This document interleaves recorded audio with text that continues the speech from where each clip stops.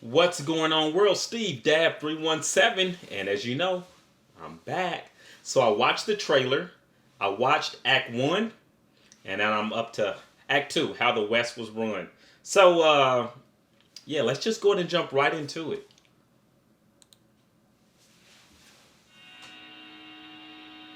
A Tom MacDonald presentation.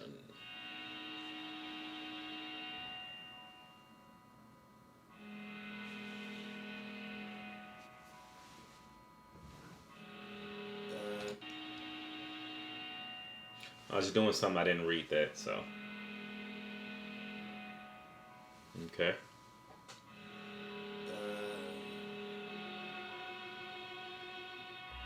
I woke up last night in the living room, left the TV on, fell asleep to the news. I've become numb to the violence. I cannot hear no more crying. Oh, you know what? And I know in the other video I gave my interpretation. Well, in the trailer I said what I thought was going on. I think I was correct with the first part, and I think with this second part, maybe the guy in the mask or people who are making an attempt to silence him because he's about to put out a message that they don't want to be heard. That's my assumption right now. Let's see how close I am though. Left the TV on, fell asleep to the news. I've become numb to the violence. I cannot hear no more crying or sirens or stories. My parents are terrorists. That's to the country where I live. Bunch of politicians steady lying on the TV still. Bunch of young motherfuckers fighting with the police. And the police kill. Bunch of students get killed in an airstrike. No one even care like. I wonder if they taught them that they'll never win a fair fight. How the West was won. How the West was won. How the West was won. You know, it's really interesting about this song, and if you've been following my entire Tom MacDonald journey, you will notice in one of the first video, either the first or second video, I'll find it and I'll put a card up above, so you can go back and so you can go and check that out if you haven't already. But a lot of what he's talking about now is what I mentioned in that video in terms of like the casualties of war and the things that we do, you know, as a country, and how oftentimes it's seen as being necessary and okay, but when other people do things, we tend to be very critical, you know. So yeah, I'm gonna put a card up there. You can check that out. You can kind of see how they relate. How the West was won. How the West was won. How the West was won.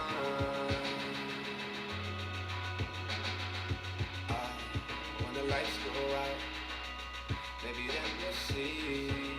When the lights go out, maybe that's what we need. When the lights go out and the job gets done, maybe that will be how the West was won. Had a drink last night, when the city burned. That I've been to twice, but it didn't hurt. The images didn't seem real. I'm too far to feel the fear and the anger and hatred and knowing that I know got killed. I sat there and chilled. Too many pictures of people that died way too young.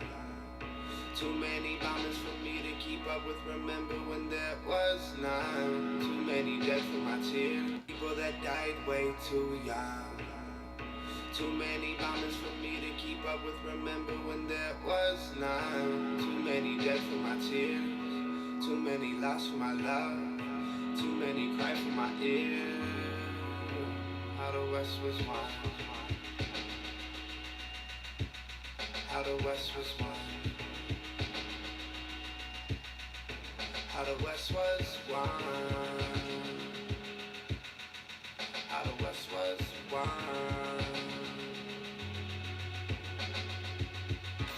I woke up last night in the living room, left the TV on, fell asleep to the new. I become numb to the violence. I cannot hear no more crying and sirens and stars.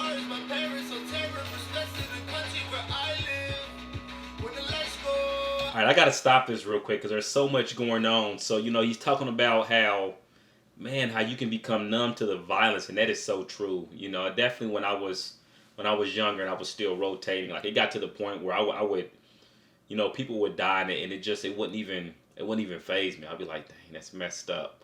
But that'll be about the extent of it, and something else has happened, and this is not directly about this video, but I will share a bit more about myself. One thing that people don't realize is that, like, when you live so many years or so much of your life doing uh, violent things, you develop a really cold heart, and it makes it difficult to feel anymore. If that kind of makes sense, not like as in touch, in terms of like feeling with your heart and understanding. Like even to this day, it's something that I struggle with. Like when someone like passes away, like I'll look and it's not that I don't care, but it's like there's still a part of me like we're all going to die one day, and I've got a very I don't I don't want to say nonchalant because that makes it sound super cold hearted, but it's just like like when people die and people are like, "Hey, I'm sorry for your loss," and this or my condolences, and like I don't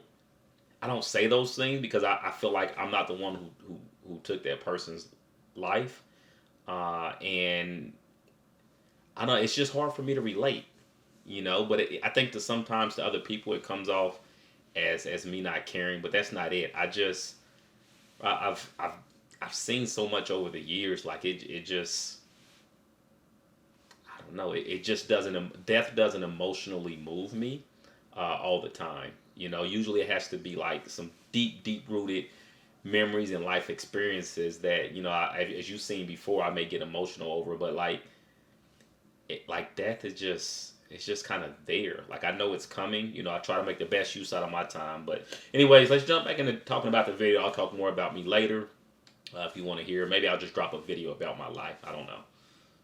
All right. The reason why I went back this far is because I just want to point out a couple of things that seem to stood out to me. So whenever these two masked men came in, despite there being however many other people there, it looks like their primary focus was on targeting the only individual, at least that I've seen thus far, who's wearing a hangover gang. Like that was their first and primary target, right? This guy wearing this hangover gang, hangover gang T-shirt.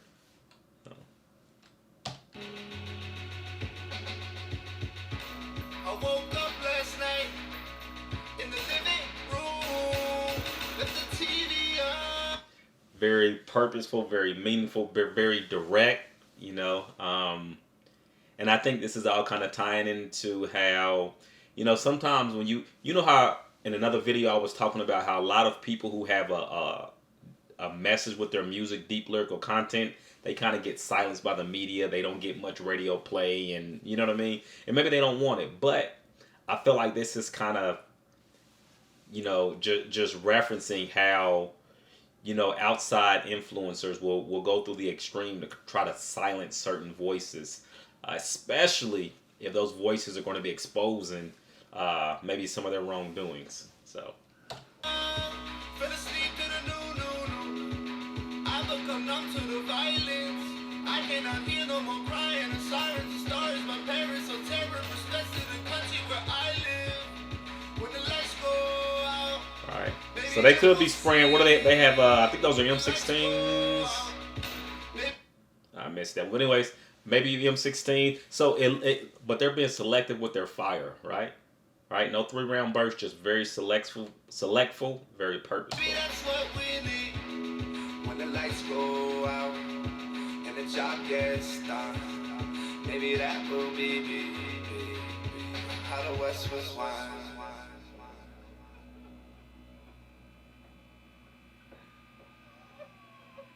Mm.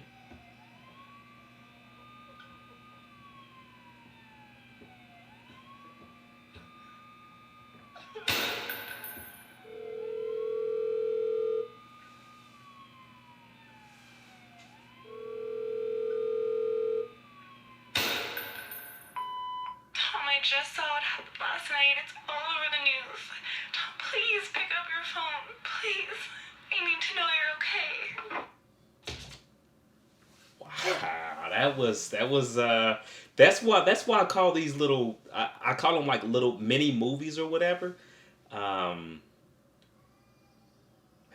that was I like the trailer.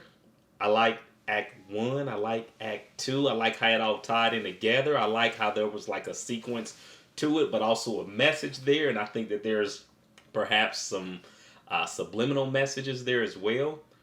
Man, this was this is listen. This has been a really fun journey. And I know I keep saying that I've got something special coming up for everyone that's a part of the Hog fam, which I really do, and I hope you all will appreciate the amount of time and effort I put into it. But for now, I'm getting closer and closer to Dear Rappers. Again, it will kick off when I get to Dear Rappers. But Steve Dab 317, I'm signing off.